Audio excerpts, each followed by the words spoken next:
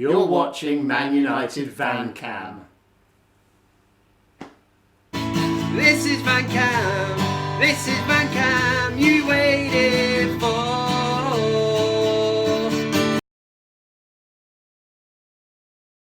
Keep it down, Steve, we don't want to wake the king of the Jippos. How are you doing, everybody? I am Kev Ashford and you are very welcome to this week's edition of the ManUtd VanCam. I hope everybody is well, lads and lasses, the masses, whatever. Just thought I'd say that because it rhymed. Loads coming up this week, and I mean loads. So that means you get a dose of CockStroker of the week. We've got a big VanCam debate. This week we're going to be looking at Rashford's free kick and that Ronaldo one against Portsmouth. Whose was the better one? Yeah, I'll leave you to think about that one for a bit and we'll get into that one in a bit. And before we get this party properly started, I want to thank the people that kept me fed and watered for the week. This is the Super Chat Appreciation Society. Kick that beat! Here we go. Yes, Red Star Gaming was in there. Said, get yourself a Greg's pie, my friend. Well, I had a proper treat today, mate. I got myself a steak bake and a sausage roll chaser. That's how Kev rolls. David Conry and the Wivenshaw Raver was in there. Said compliment to the con man and myself. Regards, Raver. Nice one. John Vallandingham. Sir John Vallandingham. Really, I am not worthy, and I've told you so many times you don't need to do this, my friend, but thank you very much. Appreciate it. Long live ManUtd VanCam. Sion Jones, who's a regular at this, will have to set up a direct debit, mate. I'm joking, of course. Said top CockStroker of the week nominations this week, Kev. And Alex Rudd, I'll get paid to watch football, whatever the hell that means. Yeah, nice one to the lot of you. You bloody good bunch you are. 2 impressive performances, 2 impressive results since I last did ManUtd VanCam. That's a 3-1 win at Norwich Carroll Road and followed up with a 2-1 win at the Bridge against Chelsea in the Carabao Cup. Now, it was after this game, I sat back for a minute, I'm flicking through my phone, and I've got the video, of course I have, of Saeed after the Newcastle match and what he said about Rashford. He's washed up, he needs to cough out the club and all that. And I thought, for the crack, I'm getting the fishing rod out, I'm casting it out, let's see if I can catch myself a big fish. And I did do that indeed. So I put the video out and I said, and he said Rashford was washed up. So which Saeed then later on that night actually replied, and here's his reply. Here comes these muppets. You calling me a muppet, you shithouse, that jump on the bandwagon after a good free kick. Go suck on that, he says, you dirty filthy hound. On the bandwagon after one good free kick. Now, I know, mate, right?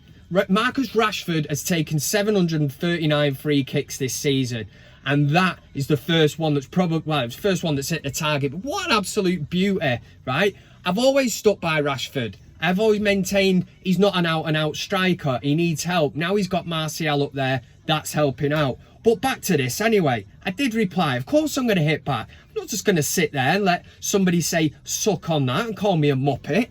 You know what I mean? So I said, you should know about bandwagons. You're on and off them more times than a whore in a brass gaff. To which I got no reply. So we will wait to see if Saeed does come back on that one. But there was loads of people. I can't believe the amount of people that were sticking up for him.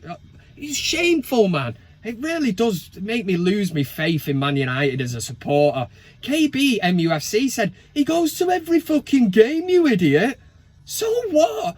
Does that give him some divine right to be able to spout shit and come out the ground talking shite? Somebody else said he's digging up videos from ages ago. It's 3 weeks ago. I can understand if it was like 3 years ago or something. You go, yeah, he's dug a bit deep in the archives, got a bit of time on his hands. This one's still fresh in the memory, man. This guy come out the ground and told Ole Gunnar Solskjaer, you know, was what, a Sunday League coach at best. Rashford, just get rid of him, man. Sell a lot of them. Get rid of them all. Oh, I don't know. But I'm a big man and I'm not going to let things like that affect me. I've had loads and loads of notifications, just total idiots, man, giving me pure shit on Twitter. Ask me if I'm asked. Of course I'm not. Right, let's get this show started anyway. Let's put that shit to one side and let's start with a thing, funnily enough, called CockStroker of the Week. Let's have it. CockStroker of the Week. Boyakasha, this is CockStroker of the week. We've had another busy week when it comes to people stroking cocks. This week is action-packed, just like last week's. I have managed to compile a top 6. So kick back, crack open the beers, pin back your ears as I take you through the nominations down from 6 all the way to 1. So coming in at number 6 this week is Manchester City. Yes, and in particular, the person who keeps the record of the attendance at the Etihad. Oh, it's a low blow, but this week they tried telling us and tried pulling the bastard wool over our eyes against Aston Villa. They won 3-0. Somebody has definitely got the old digits wrong. You know, maybe they got Stevie Wonder in there doing it. I don't know, but basically they tried telling us that 54,000 people attended that game. 10,000 people, maybe more. And there you have the actual photographic evidence. This is from the Etihad. It's another low blow. Yeah, it is from that match, Man City against Aston Villa. And no City fan can come in here and say, Kev, that was taken in the 90th minute. People like to get off quick because they like to get the 192 back. So stop, boys, another low blow. It's the 34th minute of the match. You can't even say that people have decided to beat the queue at half time. We're midway, do you know what I mean, through the first half of the game, and I counted all them empty seats because I had time on my hands the other day, man, and there was 20,000 empty seats. So that begs the question about your attendance record, Man City. Are you fucking sure? 50.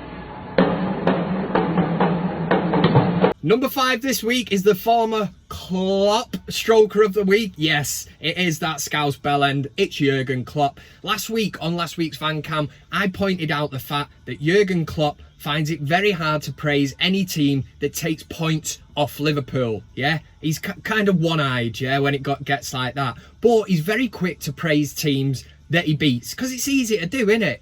Yeah, so against Man United, after the match, I played this clip last week. This is what Jurgen Klopp had to say about United. Basically, United were defensive and Liverpool could never play that way. Maybe you could not do this at Liverpool. That's how it is. So, but obviously in Manchester it's okay. Okay, so Man United took 2 points off Liverpool. So Klopp was obviously livid about that. Comes out saying United are defensive. Liverpool couldn't play that way, but Liverpool couldn't break us down. So we don't get any credit for that. Yeah, the art of defensive football. Nobody's bothered about that in the Premier League. But fast forward a week and they're playing Tottenham at home. It's usually a dead given playing Tottenham because it's Tottenham. So they beat Tottenham 2-1. And at the end of the game, and like I said in last week's VanCam, Jurgen Klopp finds it very easy to give credit to teams that he's just beat. Yeah, it's easy, isn't it? Yeah, that's the way football should be played. So it was no surprise when in his press conference after that match, Jurgen Klopp come out and said this. To be honest, I loved. It was a super game. It's just how football should look, how you should play against a really strong, good organised side. Yeah, it was a super game. Of course it was a super game because you won 2-1. That's the only reason that you're spouting this complete and utter shite. The game would have finished 1-1 or would have finished 1-0 to Tottenham. Would you be coming out and saying this is the way the game should be played and all that against such a defensively good team? It's Tottenham, for Christ's sake. And against United, so why didn't you come out and say this is the way the game should be played and all that? United defensively solid. Yeah, you couldn't break us down, could you? 1-1 at Old Trafford, and we are supposedly really, really shit. So yes, Jurgen, you're getting number 5 this week because whenever you beat someone, you've just praised them. That's the way the game should be played and all that. But when the shoe's on the other foot, you don't like it, do you?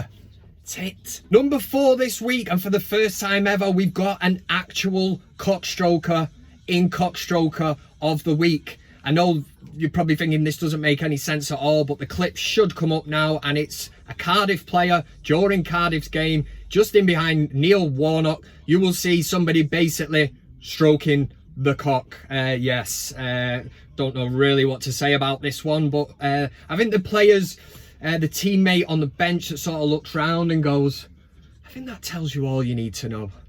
Number 3 this week. Number 3 goes to our good friend Saeed, who's they didn't make the cut last week. He's back in this week, and let me tell you why. It was only a couple of weeks ago after the Newcastle game that Saeed did come out of St James's Park, spout a load of shit, said that Rashford was finished, he's washed up, and said that Ole Gunnar Solskjaer is a Sunday League manager at best.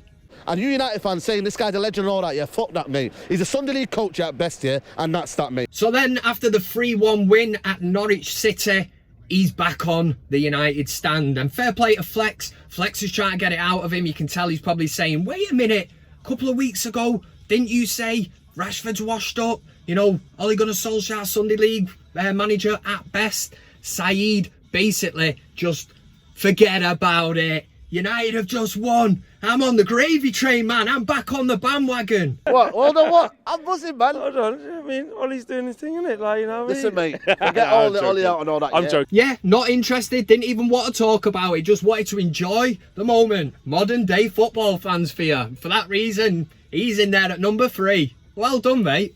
Yes, Saeed, what are you saying? Man's buzzing. Yeah? I'm buzzing, bro. The winning Hold on. Number 2 this week is the Arsenal fans. The Arsenal fans this week that decided to abuse Granit Xhaka, the captain of their club. Now, regards to where you stand with that, if you're an Arsenal fan, whether you think he's should be the captain or not, you get behind the players. The last thing you do, man, is boo one of your own players off. And I know what some people are thinking. Kev, you weren't a huge fan of Marouane, the bushy-headed bastard Fellaini. And that's right, I wasn't a huge fan. But one thing I will say is going to Old Trafford, watching United away, I would never have booed Marouane Fellaini off the pitch, because I support United. You know what I mean? These players are representing United. Yeah, we can all have a go at them and that. But the abuse that Granit Xhaka got, is it any wonder that he walked off the pitch and actually told the Arsenal fans to write off, yeah? Because that's what he did.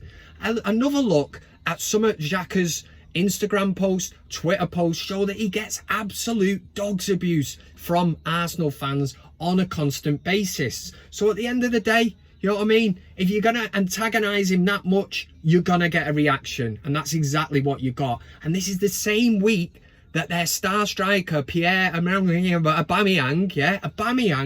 abused by Arsenal fans in the street, yeah? He's just laid back in his Lamborghini, you know what I mean? Just taking things easy. And next minute he's got some dickheads, supporters of his own team. Aubameyang's been shit up this season. I'll tell you one thing, right? You're abusing these players, in particular Aubameyang, which I cannot get my head around. If he wasn't in that team, Arsenal be below Man United. Yeah. And if you fancy coming to play for a proper team, Pierre, you know what number to call. It's not mine. Give Ole Gunnar Solskjaer a ring. Do you know what? In fact, don't even ring. I was going to say ring Ed Woodward. Don't, man. He's too busy tying up the next dildo partner. Literally. And the number 1 CockStroker of the week this week goes to UEFA. UEFA this week decided to let us all know exactly how they were going to punish and come down hard on Bulgaria. The fans that racially abused England players in a Euro qualifier basically this week hit us with it, and this is exactly how they are going to kick racism out of football and make an example. Yeah, so I'm waiting, I'm thinking, right, here we go. Have they been thrown out of the Euros for starters? No, they will play their next Euro qualifier behind closed doors, so no fans in the stadium. Okay, what else? Yeah, next up, they're on a 2-year probation period, which means any more crowd trouble, any more racism, any more Nazi salutes, yeah, they'll play another game behind closed doors. All right, anything else? And they've fined the Bulgarian FA 75,000 euros. And we wonder why racists are able to get away with this and racism in football. It was only a few weeks ago I said that England players should not walk off the pitch if they were racially abused, because I did say that I feel that if by walking off you let the racist win. But on reflection of this, the punishment that UEFA have decided to hand out to Bulgaria, for me, they should have walked off the pitch, because there would have been no bigger statement in football than to walk off the pitch. I was really hoping UEFA would have come down on Bulgaria like a ton of bricks, but it hasn't happened. And in hindsight now, I look back and I think England had that chance to walk off the pitch. Do you know what? They should have done it, because I do not see where this is going to end, because that punishment, €75,000. I mean, what is that to a football association? And for that reason, UEFA, you are the CockStroker of the week. The whole lot of you shower of bastards. The CockStroker of the week. Oh, I'm exhausted. Wow, another action-packed CockStroker of the week. If you've got a nomination or absolutely anything that you want me to cast my beautiful eyes over, you can just send it in, man. You can find me on Twitter, Facebook, Instagram, all that shit, man. Just do it. You know it makes sense, and it makes my job even more easier. Yeah. Anyway, next up, we're going to do a thing called the Big VanCam Debate. We'll be looking at the poll from last week, give you the poll result, and setting a new question for this week. So make sure you get involved. Otherwise, there's absolutely no bloody reason of doing it. The Big VanCam Debate.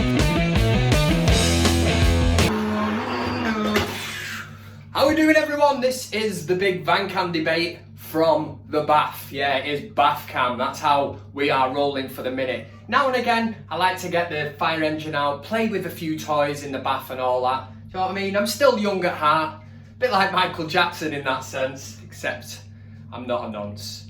Anyway, last week's Big VanCam Debate was a big one, and it was on the Saudi proposed takeover, and I was asking the question, would you welcome it? It was basically to see what you'd be thinking about the Glazers leaving, and would you welcome that move? What I can tell you is there was loads of great interaction on that video, and if you get back over there, I've pinned the top tweet. It's that long, I take whole show to read it, so if you want to get back on that one, a few might just show up now, just to give you the gist of what the VanCam community were thinking. But I can tell you that on that poll result, 77% were in favour of the Saudi takeover, and it was, you were caught in a catch-22 really, because nobody wants the Glazers there. A lot of people were saying the Saudis, you know, it's blood money and all that, but at the end of the day, United make their own money and all that, so, you know, could you cope with that? Well, 77% are saying that they would welcome it. From the bath to the cab. Who rolls like this? Only Kev does. Right, it's the Big VanCam Debate question for this week, and I thought, do you know what? After seeing that sublime Rashford goal, I mean, yes, we have waited 739 attempts, you know, none on target, and what an absolute beauty to just nestle into the top corner. But it did bring comparisons back to Cristiano Ronaldo's goal against Portsmouth. Now, I want you to have a look at the goals. Obviously, they'll be fresh in your memory. You can make your own mind up on this one, but whose was the better goal? Now, I'm going to actually, by the power of the shit old iPad 1 or whatever it is, I'm going to have a quick blip at it now. So here we go. It should come up on your screen as well. So we've got Ronaldo's. I mean, that was always one of my favourite goals, Ronaldo goals. I think it's the fact that David James doesn't move, just watches it. He's flat-footed, didn't even move, man. He's like, he's stuck to his line. Tough one. Get in the comment section, make sure you vote up here, click on the eye and let me know who you think is the better goal. Personally, I'm going for Ronaldo. I'm not just saying it because it is Ronaldo, but looking at it again, I think it's the fact that on the Rashford one, yes, it's a bit further out. He's got that up and over. Ronaldo's isn't as far out. If you wanted to be really picky as well, the wall breaks up on Rashford's free kick. If somebody stood there and got their head on it, well, they'd take their head off anyway, but yeah, you know what I'm saying. But yeah, I mean, the Ronaldo one, it's up and over, it's top bins. They're both top bins, both top goals. But for me, personally, I was at that match and I remember it just going in and thinking, oh, and I'm sure people were at Stamford Bridge and thought the same about Rashford's. So it's time for you lot to make your mind up. Get commenting, click on the eye, vote. Whose goal was better? Ronaldo's against Portsmouth or Rashford's against Chelsea? There is no sitting up on that fence. You shouldn't be sitting up on the fence anyway. I've got a mate, he's called Barry the Bear. It's because he's built like a brick shithouse. Anyway, he couldn't make a decision one time. He said, Kev, I'm going to go and sit on the fence. So off he went. Little did he know, the next day, the grounds on the fence were due for demolition. So when the demolition crowd turned up, they thought Barry the Bear was trying to do some kind of protest, like he was some kind of tree hugger. He wasn't, just couldn't make a decision. Anyway, long story short, he got arrested. Breach of the peace and for being a big bear of a man. Yeah, I didn't know you could get arrested for that. But it happened to Barry the Bear. He's got a criminal record and people look at him in a different way now, and he's a soft bear at heart. So make a decision. The Big VanCam Debate. Right, not done this for a few weeks, but we're going to end with your comments. I've dug out a few that we're just going to cast my eye over very quickly and have a look. So get a comment in this week. You never know, could make the cut next week, who knows. A Liverpool fan was in the comment section, Carlos Santana, which I'll read it out now anyway, but what a quality name as well, but what an absolute cock he is anyway. Says, don't know what the rats were about because I put a picture up of rats when I mentioned Liverpool in the Man United Liverpool video. Rats are vermin, and so are Liverpool fans, yeah? Oh, it's a low blow. Deal with that, Carlos Santana. You've got one on your chin, he said. Cheeky Twastard. And it must be hard work trying to be funny. Try to be funny, mate. It's just the way I am. Anybody that knows me knows I carry on like this 24/7. But I have got a little something for you. If I just rustle down here. Have these bad boys. Carlos Santana, dickhead. 2 questions which were more or less, well, the same question from 2 Abduls. Abdul Bubbly and Abdul Alibi. They both basically said, didn't you used to be on the United stand? I think they're trying to get at, like, why did you leave and that. I think I've answered this before, but obviously to them, the story was, right, I was on the United stand. I used to be on there every week. Really enjoyed it. I wouldn't have a bad word to say about any of them. I enjoyed my time on there. Something did happen to me.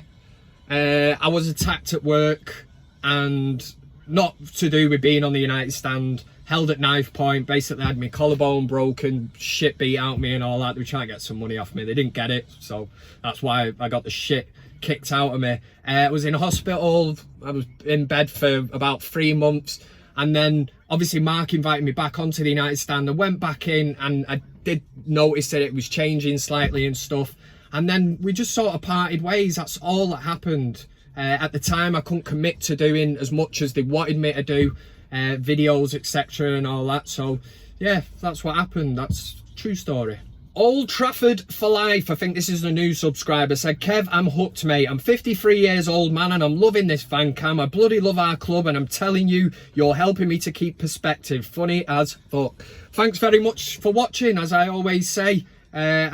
Obviously it's to be taken with a pinch of salt, the old VanCam stuff and all that, but I do think it's a little bit different to what a lot of people are doing. I think a lot of people can be too serious, do you know what I mean? So I think if we can all have a laugh and have the crack, then yeah, what's wrong with that? Ed07 MUFC said, Kev, I've got your back. I've got your back as well, mate. I'd like to think that all the subscribers of VanCam, you know, we all look out for each other and that, but yeah, I've got your back as well. I mean, if you need me, just give me a shout, mate. Give me a holler. I'll be around there, and I will just kung fu kick anyone that's giving you any mither. Fellaini elbows, headbutts a lot. Hiya! Patrick Nyanzi said, Kev, please don't sell your shares. What's that about? Don't sell your shares? That surely can't be a reference to last week when I mentioned Kevin Glazer, is it? Because Kevin Glazer was going to sell his shares.